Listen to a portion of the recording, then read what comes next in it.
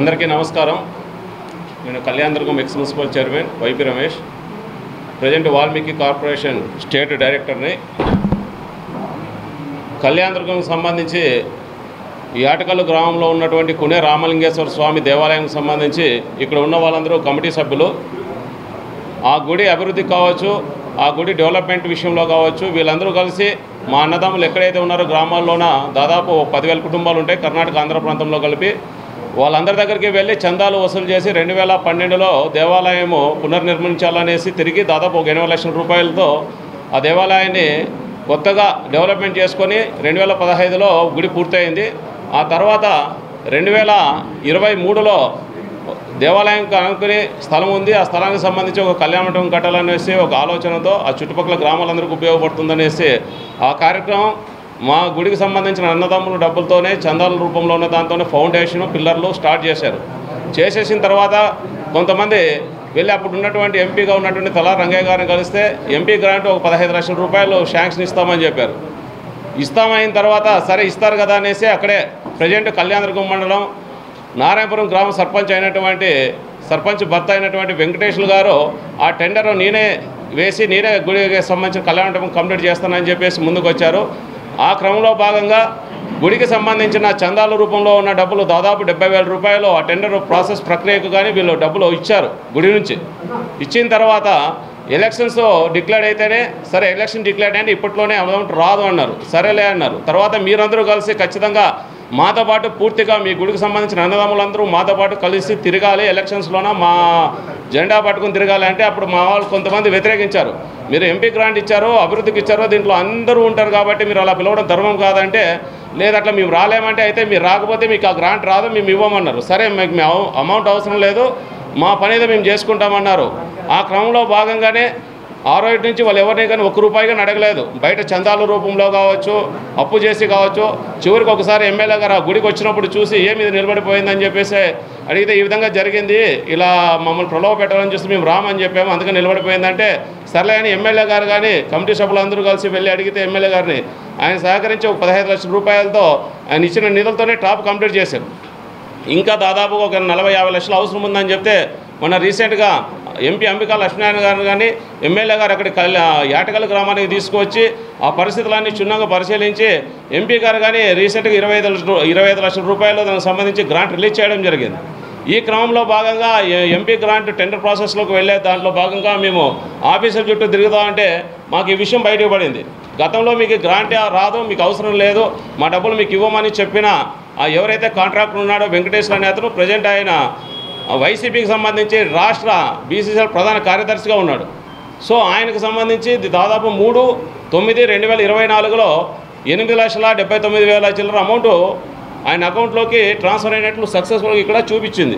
దీనికి సంబంధించి జీఎస్టీలు అన్నీ పోయి దాదాపు 8,15,000 రూపాయలు ఆయనకి 3వ తేదీనే క్రెడిట్ అయినాయి ఆయన అకౌంట్లోకి.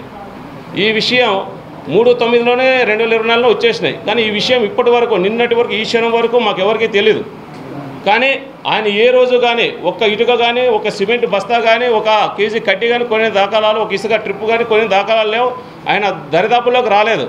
కానీ ఆ రోజు మీకు గ్రాంట్ రాదు, ఇంకా మేము ఇవ్వము అని చెప్పిన వ్యక్తులు మళ్ళీ ఈరోజు అంత పెద్ద అమౌంట్ 8,79,000 రూపాయలు ఏ విధంగా బిల్లు చేయించుకున్నారు, ఎట్లా విత్డ్రా చేసుకున్నారు, ఈ విషయం మాకు ఇంతవరకు తెలీదు. ఇది చాలా పెద్ద అవినీతికి పాల్పడినారు. ఎందుకంటే దీని వెనుక ఆయన వైసీపీలో ఉన్నారు, ఆయన ప్రజెంట్ సర్పంచ్ ఆమె అతని భార్య.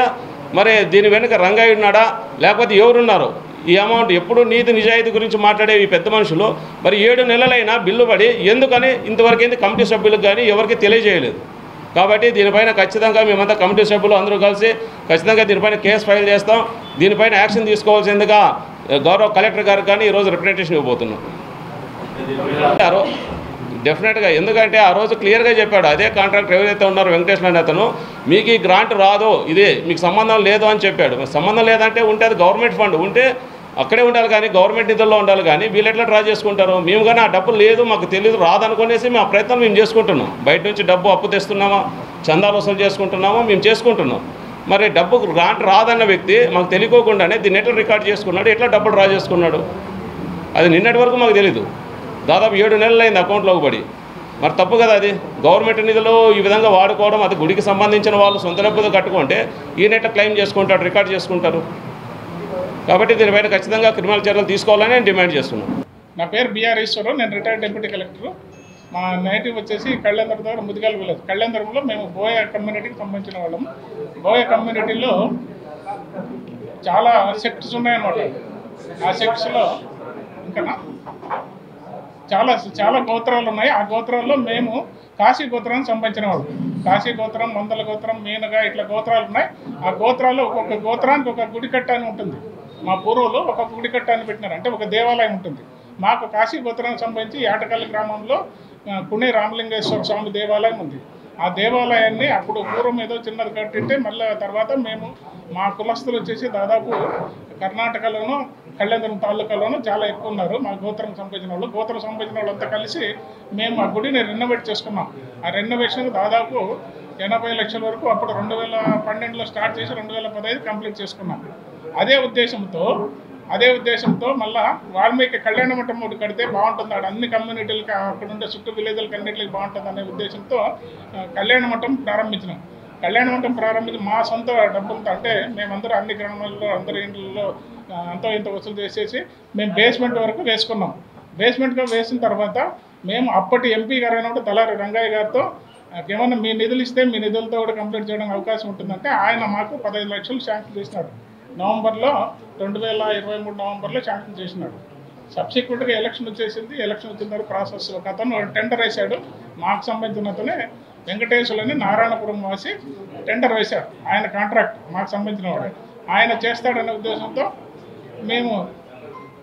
మేము వచ్చేసి ఆయనకు ఒప్పచెప్పినాము. ఆయన వస్తే టెండర్ అయిన తర్వాత టెండర్ అగ్రిమెంట్కు, టెండర్ సంబంధించిన మిగతా ప్రాసెస్కి అన్నిటికీ మేము వసూలు చేసిన చందా డబ్బుల్లో 70,000 వరకు ఆయనకి ఇచ్చినాం.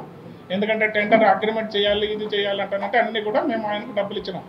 డబ్బులు ఇచ్చిన తర్వాత ఆయన వర్క్ అయిందన్నారు. ఎలక్షన్స్లో ఆగిపోయిందని చెప్పినారు. ఎలక్షన్స్ తర్వాత అది రాలేదు, అది కాలేదు అని చెప్పారు. కాకపోతే ఏమైందంటారంటే మేము అక్కడ ఇంజనీరింగ్ ఆఫీస్లో వెరిఫై చేస్తే 33/9/24 నాడు ఒక చెక్ ఆయనకి ఇవ్వబడింది. దీనికి సంబంధించి 8,79,114 రూపాయలకి ఆయనకు చెక్ ఇచ్చినారు. అంటే 3/9 అంటే 7 నెలలకు ముందు ఇచ్చినారు.